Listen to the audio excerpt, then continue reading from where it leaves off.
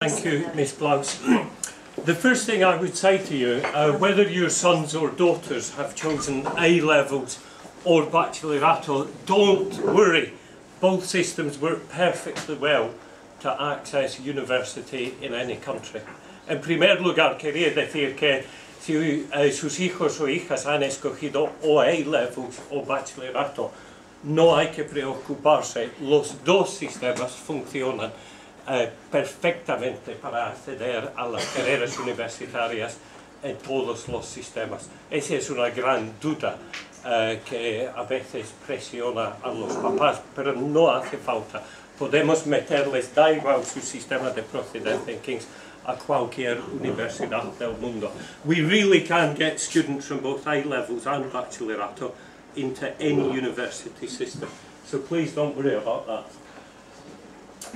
First, I'm just going to say something about British universities, because the majority of our students do go on to British universities. Approximately 70% of them go on to UK universities. La mayoría de los chicos van a universidades británicas. Ahora mismo está rozando el 70% de los chavales que salen al final del año 13. Some of the recent offers we've had this year for students to start this month or in the last few weeks: Oxford, Cambridge, Imperial, Edinburgh, for instance. Algunas ofertas de los chicos que empiezan ya, algunos han arrancado, otros empiezan este mes, en Oxford, Cambridge, Edimburgo, Imperial. En King's College utilizamos ese nombre mucho, the Russell Group, que es una especie de élite británico de las universidades más prestigiosas y grandes. Sin embargo, hay otros grupos de élite. Nosotros utilizamos eso como un shorthand para todos los grupos de élite. No quiero descartar otras universidades como, por ejemplo, Bath o Durham o St Andrews, que pertenecen a otros grupos de élite. The important dates for your sons and daughters to know about vis-a-vis British universities are when they're in year 13. If they want to apply for Oxford or Cambridge or medicine, dentistry or veterinary science, they must apply by October the 15th of year 13. La primera fecha importante para el Reino Unido, para las solicitudes, es el 15 de octubre en el año 13. Y ese es para Oxford, Cambridge, medicina, veterinaria y para ser dentistas. Para el resto de las carreras británicas y las universidades, la fecha límite oficial es el 15 de enero del año 13. The official deadline for every other degree or university in the UK is the 15th of January of year 13. I say the official deadline because in King's College we make the students apply before the universities go on their Christmas holidays. We know through decades of experience working closely with admissions officers, if a student doesn't apply before the Christmas holidays, they are considered to be a lazy, uninterested student. So although the official deadline is the 15th of January, in King's College all students tend to have applied before the end of November. Todos los nuestros solicitan las plazas antes de las vacaciones de Navidad, porque las universidades británicas no soportan a los niños que mandan solicitudes durante sus vacaciones de Navidad, y de hecho no leen nada, y luego llega la mayoría en enero. For some courses in the UK, there are even later deadlines. There is a course called an Art Foundation course, which is quite popular with artistic or creative students, and its deadline is a bit later even than that. It can be March. Hay otra carrera muy interesante que se llama la Fundación La Base en Carreras Artísticas en el Reino Unido, que tiene una fecha límite más adelantada, es marzo del año 13. Y ese es muy popular entre los niños muy creativos pensando en carreras creativas, pero nosotros gestionamos esto. Okay, the offers from the universities in the British system are based on a variety of factors. Las ofertas que reciben, que son las condiciones que tienen que cumplir para acceder, están basados en varios factores. Los padres soléis pensar que simplemente tienen que ver con notas. Y de hecho las notas entran en las ofertas británicas, pero no es la cosa más fundamental. Hay varias cosas aquí.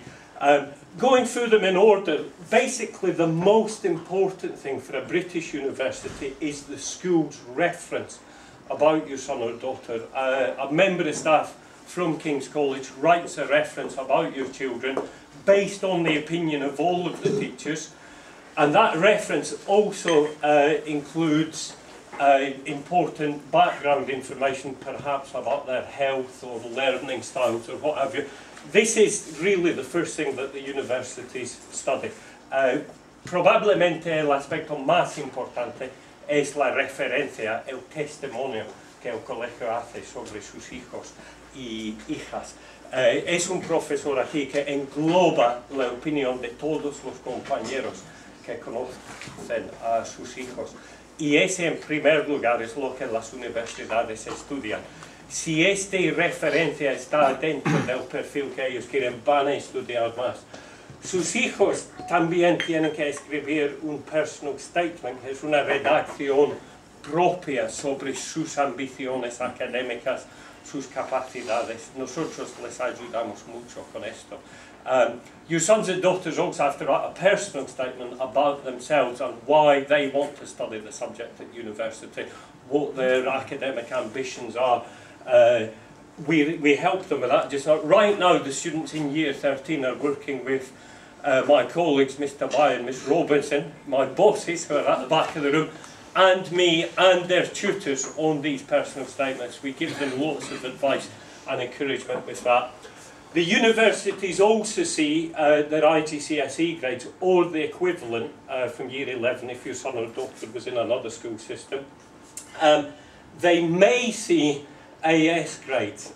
This depends on whether or not the grades have been cashed in. For instance, if any of you have sons or daughters in Year 13, we have not cashed in the AS grades. So they're appearing there in yellow. They will not be expressed on the UCAS form. The most important grades, though, are not the grades from the past, however good or bad they may be. The most important grade on a British university form is the prediction about their final grade. Las notas más importantes para las universidades británicas no son notas del pasado, son las predicciones sobre sus notas finales. Y ese importa mucho más que IGCSEs o AS o First Certificate, cualquier otra cosa que han hecho en el pasado. Cómo es su trayectoria en el año 13 y cómo pensamos que van a acabar el año 13. Dicho eso, también para el acceso a las universidades españolas, alumnos de A Level, no de bachillerato, pero alumnos de A Level acceden de forma provisional con sus predicciones, no con notas del pasado. Just a little observation as well for Spanish universities. The students of the A-level system, not the bachillerato system, they get their provisional university places also based on predicted grades rather than past grades. Excuse me, I don't understand what in the last thing that you said. About Spanish universities? Yes, that you access with... Las universidades españolas, para alumnos de A-level, en el junio del año 13, nosotros mandamos predicciones finales, que suelen ser muy acertadas a las universidades españolas. Las universidades españolas utilizan esas predicciones para meter a los alumnos de A-levels provisionalmente en sus carreras. Luego, cuando salen las notas definitivas, tienen que tener la nota de corte para confirmar la plaza. Dicho eso, en todos los años aquí solo ha habido 2 casos en mis 20 años de niños que no han confirmado la plaza. Es decir, el acceso provisional suele ser definitivo. Pero parece un poco raro, pero ese es el sistema para que alumnos de A Level van a las universidades españolas. Por supuesto, los alumnos de bachillerato tienen sus notas finales de bachillerato y de las pruebas generales de selectividad antes de acceder a las universidades. Ok, bueno, he empezado ya a hablar de las universidades españolas. Está ahora mismo entre el 25% y el 30% de los alumnos que se queden en España para universidades. En general van a las universidades más famosas de Madrid, para ser honesto, la Complutense, Autónoma Politécnica Carlos III, también de las privadas van a ICADE, ICAI. De vez en cuando hay gente que va a la Universidad de Navarra, por ejemplo, a estudiar periodismo o medicina. Algunos en los últimos años han ido a Barcelona también. But 25 to 30% of the students stay in Spain for higher education. They tend to stay in the Madrid area, and they tend to go to the most sort of well-known universities in the Madrid area, so the Politécnica, Complutense, Carlos III, ICADE, etc. A few students do go further afield. The University of Navarra does tend to have some people, maybe 1 or 2 people every couple of years go there. Occasionally someone goes to Barcelona. We have had people go to other places like León or Seville, Alcalá de Henares, but it tends to be dominated by the Madrid area. La fecha límite para solicitar las universidades públicas españolas para los chicos de A-Level es junio del año 13. Es que no hay mucha prisa para las universidades públicas españolas. Para las universidades privadas españolas, como ICADE o ICAI, por ejemplo, suele ser el segundo trimestre del año 13. Es decir, marzo, por ahí del año 13, cuando tienen que hacer entrevistas para ICADE, pruebas de solicitud, etc.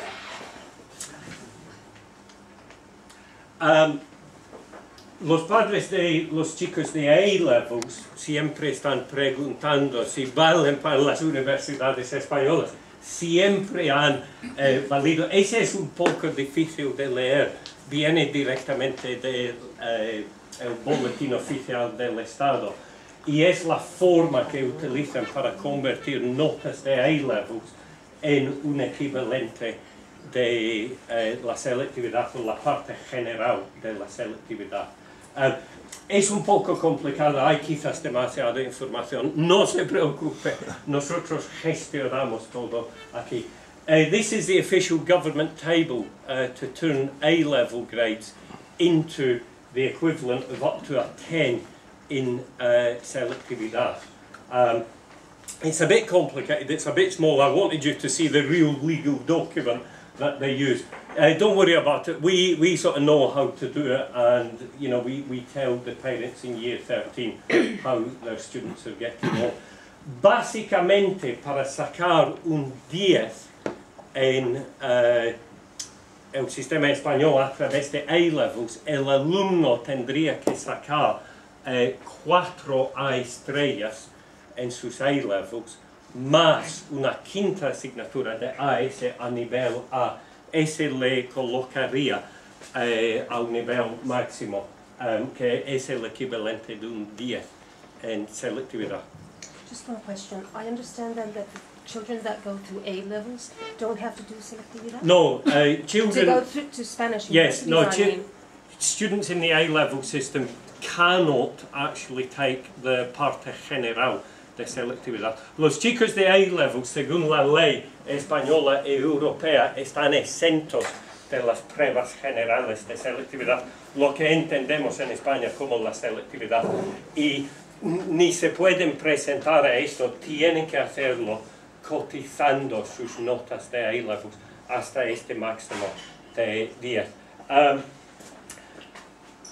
Hay una cosa sorprendente, es un poco más fácil llegar a un 10 a través de los A-levels que a través del bachillerato. En España hay muy pocos niños a nivel nacional que sacan un 10 en la selectividad. Es casi imposible realmente. Con los A-levels, todos los años en King's hay algunos niños que sacan un 10 en A-levels. Pero dicho esto, también hay niños que no trabajan lo suficiente, que sacan notas más decepcionantes también. What would be the equivalent of A-levels for a 9? For a 9, you would need 540 points. That would be, for instance, that could be 4 A's at A level, and I'm just quickly trying to do the arithmetic, and an A at AS. That's quite a typical score for King's College students, believe it or not.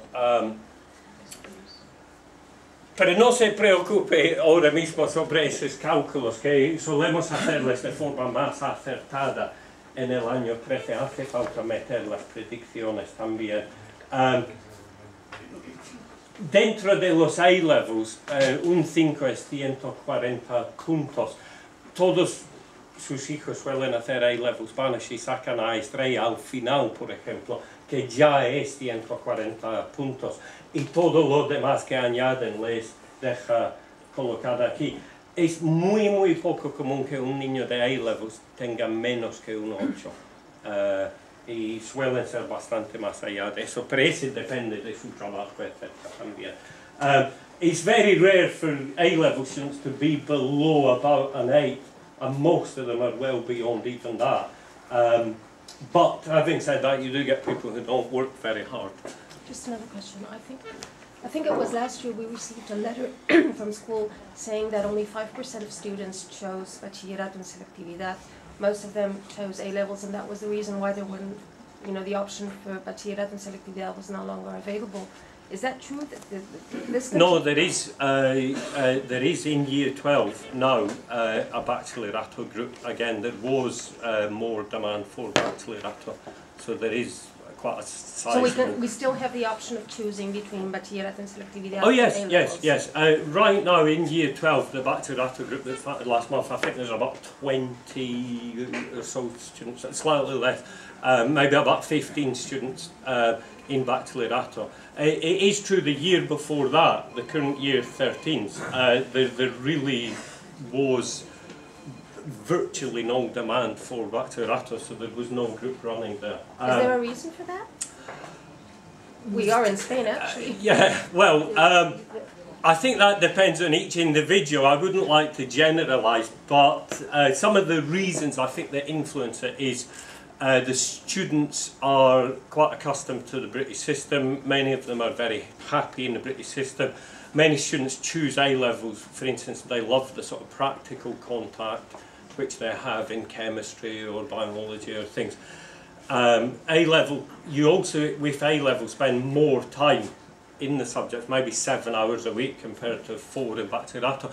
But it depends. I teach both A-levels and Bachillerato. There are other students who want a wider range of subjects, and they choose Bachillerato.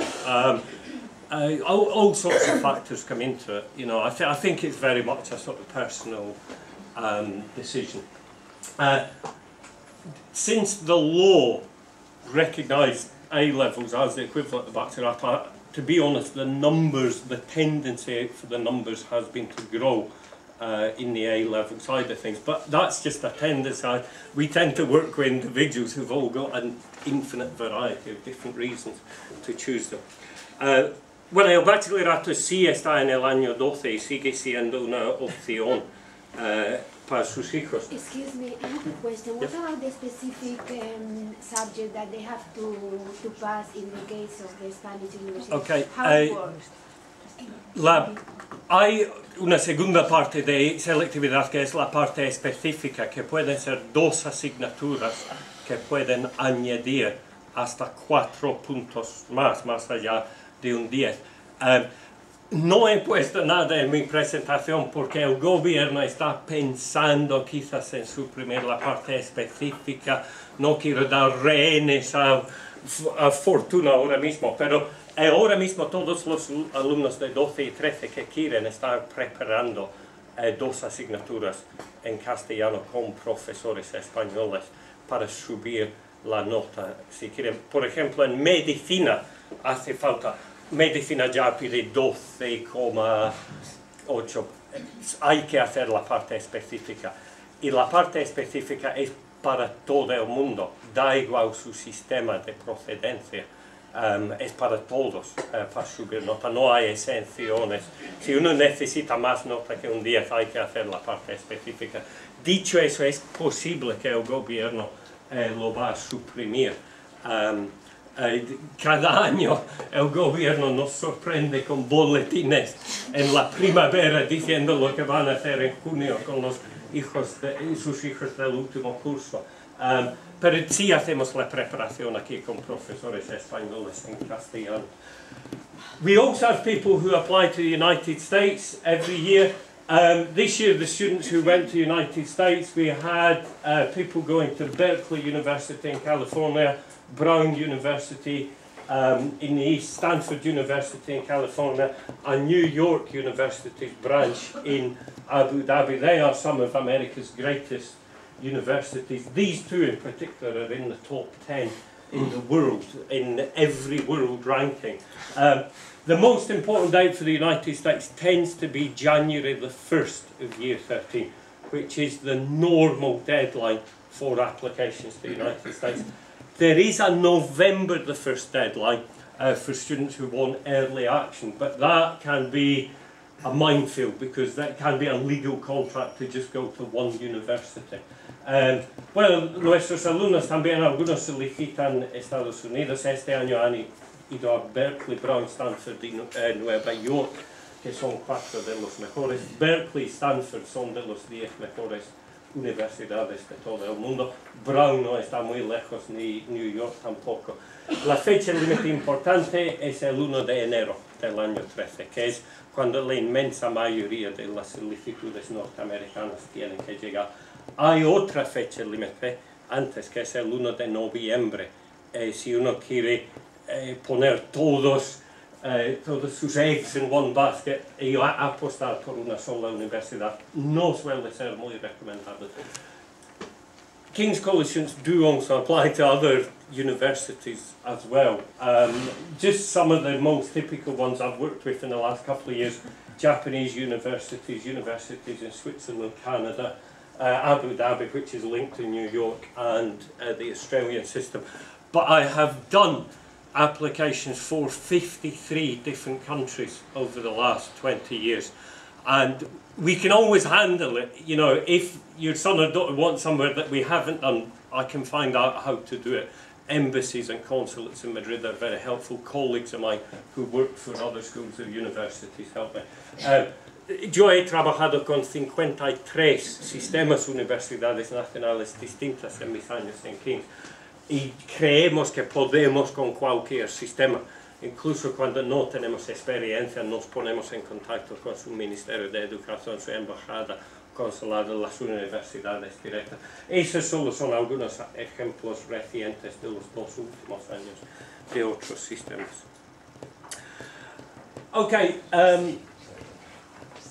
nearly all of your sons or daughters will have to do this. La redacción personal es una cosa que todas las universidades británicas, norteamericanas y privadas españolas insisten.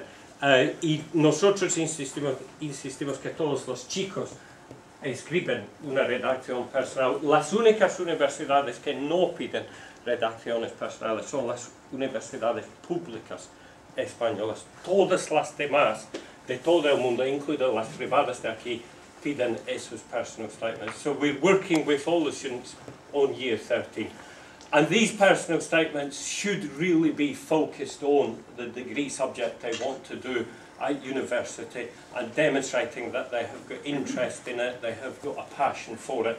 So the most important thing I think for the universities is that your sons or daughters read about their subject. They all think they can smartphone away and that, but universities remain academic institutions. So reading is the important thing. That could include, obviously, books or perhaps more specialist scientific journals, like in psychology. Could be newspaper or magazine articles, specialist blogs. But it would also include watching documentaries about things as well. Los alumnos en sus personal statements tienen que demostrar interés en la carrera. No es, a pesar del mito, no es una lista de sus hobbies, etc. Tiene que tener un enfoque en la carrera. Y la cosa más importante para todas las universidades es lo que están leyendo que tengan que ver con sus carreras. Ese puede ser libros, revistas, publicaciones académicas, pueden ser sitios web que tratan del campo que les interesa, pero también puede complementar con ver documentales sobre lo que quieren estudiar. Esa es la cosa más importante y todos los alumnos deben cubrir esto en sus personal statements.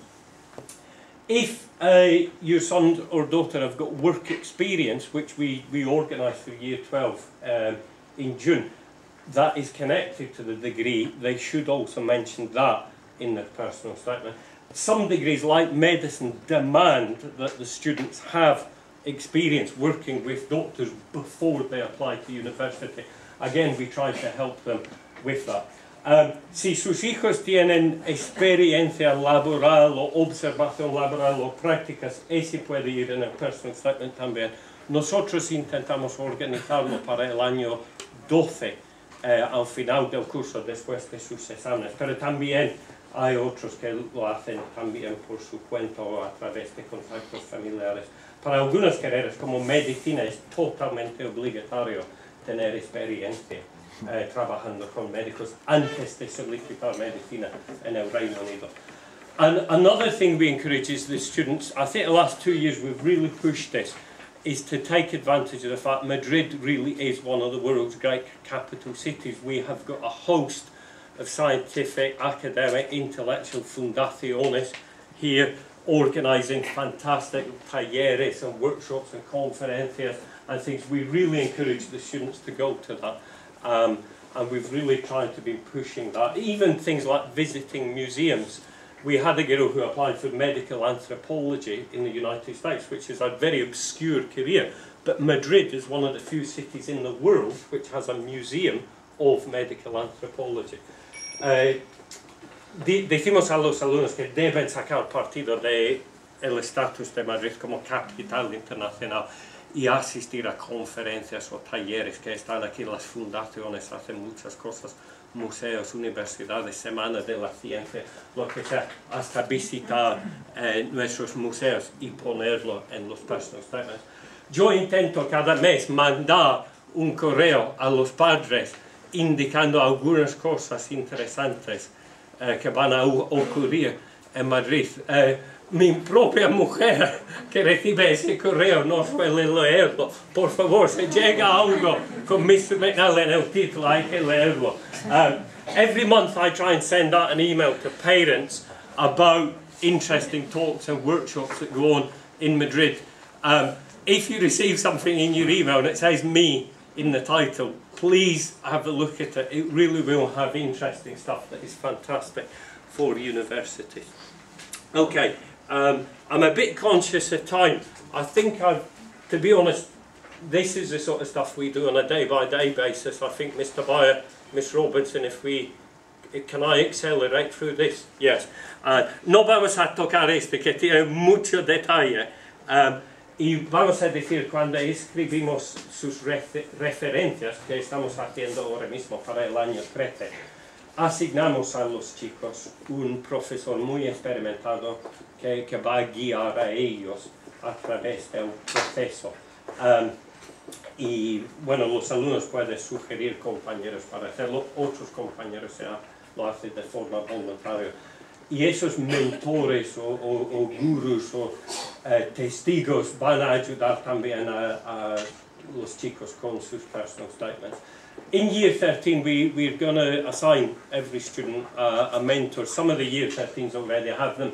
The rest will be getting them in the next couple of weeks. And that's a teacher who will both write the reference and help them with their own personal statement. The references are very positive.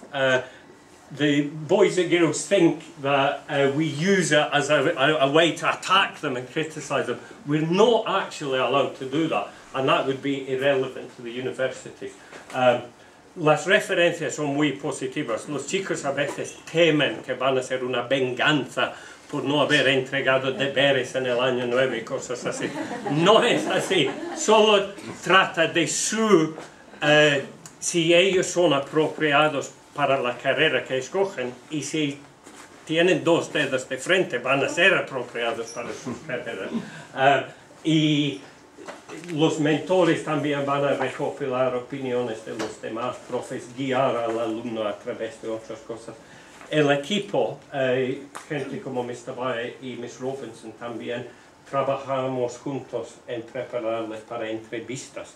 Si hay entrevistas para carreras como medicina o universidades como Oxford o Cambridge o las norteamericanas, y hasta Miss Blouse, Mr. Ellison, nuestros propios jefes. Y algunos padres trabajan en esto también. The team in general, good people like Miss Robertson, Mr. Bayer, the tutors, we also help students with interview preparation if it's necessary. The school managers also take part in the interview process, and ex-students and parents as well come in and help with the interviews as well. Okay, si ustedes quieren echar un vistazo a un sitio web interesante, yo recomendaría UCAS, que es la Agencia Nacional Británica de Universidades. Incluso si sus hijos no tengan interés en el Reino Unido, la información allí sobre cada carrera es muy útil para España, para Estados Unidos. No hay otro sitio web en el mundo que te puede dar tanta información sobre contenido de carreras, etc. Por supuesto, no va a entrar en cosas muy específicas de otros sistemas, pero la información general ahí es muy transferible a otros sistemas. If you wanted to get started looking at one website, I really would recommend the UCAS website, even if your son or daughter isn't thinking of Spain, because it has fantastic general information about every possible kind of course which is transferable to the United States or Spain, for instance. There's no other website that contains on one place as much information.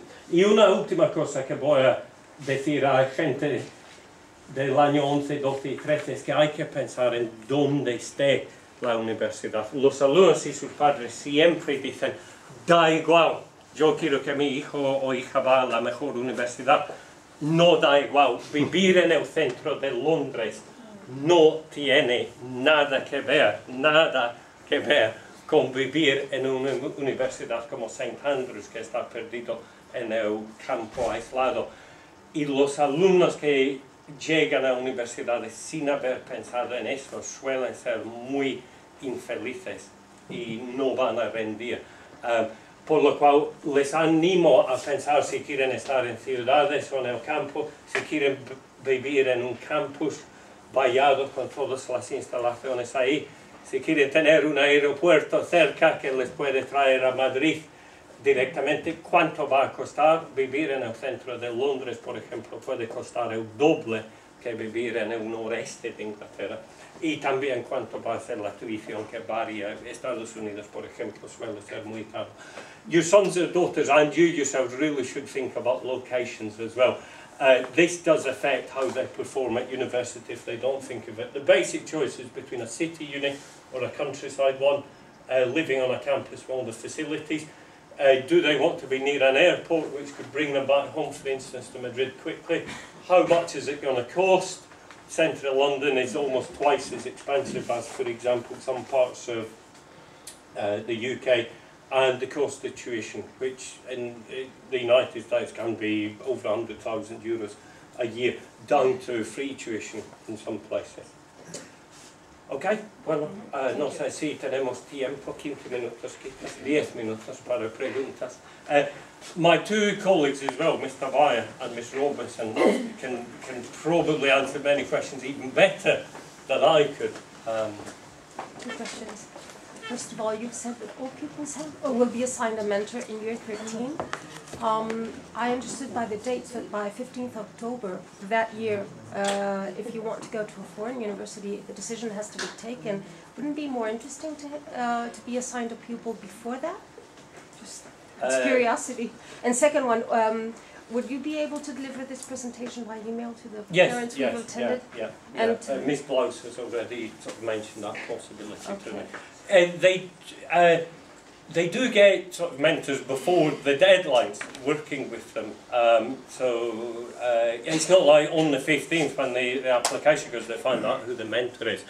And in an initial stage as well, they're getting help from everyone. So right now, for instance, there's multiple students who have had their personal statements checked, I think by all three of us, and maybe a handful of other teachers as well. It's very hard to communicate how collegiate it is, King's College. Pretty much any member of staff will happily help students with these things. You know, we sort of take the credit bit in these presentations, but there's lots of people contributing, and they would know the mentor well before the deadline. Yes. For U.S. universities, when do the ACTs or SATs, are those still necessary to apply?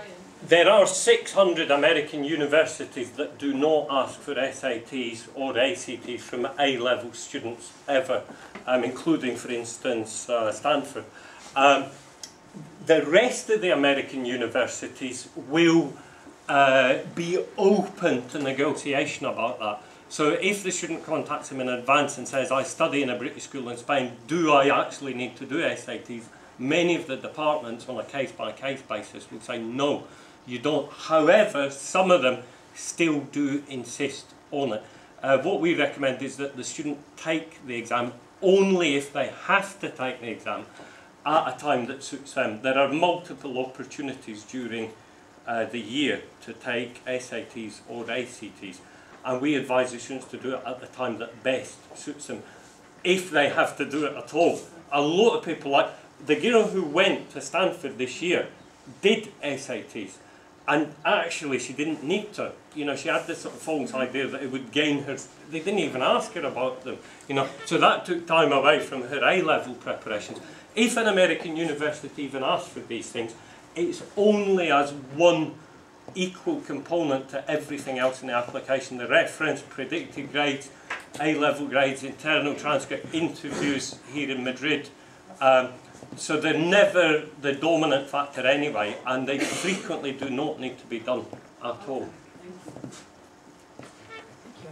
Excuse me, at this point of the year, what are the predicted grades based on? The predicted grades are based on everything the subject teachers know about the student. So that would include how they have done in the past, how they have been doing since we came back at the beginning of September. It takes into account what modules they still have to do and where their strengths or weaknesses lie in those modules. It's based on the subject teachers' sort of total knowledge of the students' past and what is waiting for them in the future. It would also take into account whether they are repeating modules or things like that to raise grades. So that ultimately it's based on comments, on teachers' comments, more than quantitative information? I would say it's a combination of quantitative information and the teacher's professional judgment.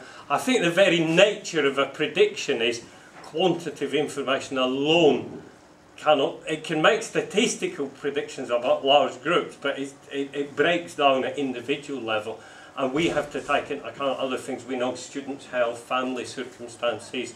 They may have dropped their weakest subjects, so they'll be concentrating on better subjects, etc., etc. So I would say it's a combination of teachers' professional expertise with the quantitative data. And we have quite a lot of quantitative data. Mr Slocum, who's here, provides us with massive amounts of really valuable quantitative data as well. There's a lot in it. Are the predicted grades something that's sent to us, and at what date do they send it? No, they are. The predicted grades go to the British universities when the student applies. They are public, however, so the teachers who make the individual subject predictions tell the students what their predictions are.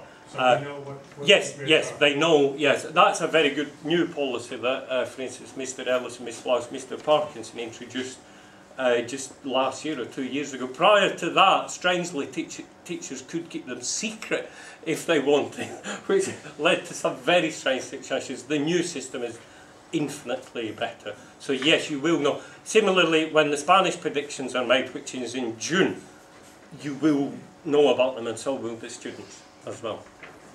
Sorry, the lady right at the back had her hand up earlier. I understand. Oh, it's a man, so I'm very short-sighted. Students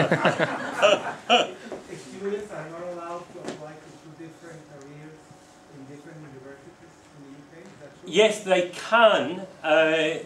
They can do that. Yes, students can ask for 2 different degrees. We would expect that they are similar degrees in most cases. But having said that, a student who applies to medicine is forced by the rules also to apply to a degree that's different, completely different, because the chances of being rejected by medicine are so high, they have to have other options as well. So it is possible.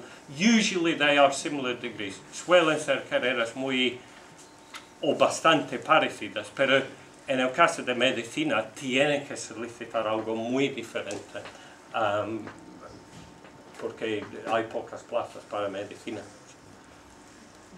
My son is in year 11, so I have to decide, or he has to decide to go to the A level, so bachillerato. In which case, apart from the learning style, the English is very different from the Spanish one, so apart from that, in which case do you recommend the pupil to go to A levels? I've never recommended a system. No, I trust the students. You know, I say think deeply about yourself, and you know they know both systems, and I respect their choices. I'm one of the few teachers who teaches both bachilleratos and A levels, and I can say quite honestly, if the student's happy with their choice, they will do well and it will work for them.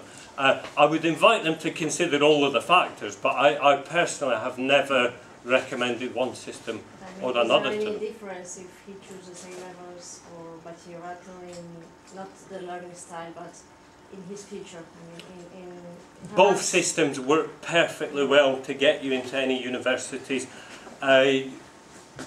Every year, you know, maybe 20 A-level students stay for university in Spain. Every year some bachillerato students go to university in the UK or America, what have you. As long as the student's happy, I'm happy. This may have to be, I think, the last question. So, lately in the British press I've seen some sort of debate regarding the movement from A levels to IB. Is that a trend or is just a debate level? The IB is quite fashionable in the UK just now, but fashions change. In Spain there is still one big problem with IB, which is rarely discussed, but it should be discussed a bit more. Under Spanish law, IB is not a guaranteed way to go to Spanish university. On a year-by-year informal basis, the bureaucrats at the Ministry of Education allow IB students to access Spanish universities, but there is nowhere in law that says they have to do that. So my objection to IB for students like King's College is probably that. In the UK it's a different story. UK universities completely accept IB, so it's not an issue there. But I think a school like King's College would only be interested in IB if we had a legal guarantee in writing in the law that it would be a way to go to Spanish universities, which every year some of our people need that guarantee. It's strange that it is not legally guaranteed. The law only guarantees national educational systems, not international private qualifications like IB here in Spain. Okay, Okay, I'm going to say thank you, Mr McNally. I think everybody found that incredibly interesting. Obviously, this is not the only and final session we have on this. There are lots more sessions coming up where we talk, for example, about the Year 11 students. the differences between the Bachillerato and the A-level system, and there'll be lots more sessions with Mr McNally about applications to universities. So thank you very much, and thank you all for coming. Yeah, thank you for coming. Thank you.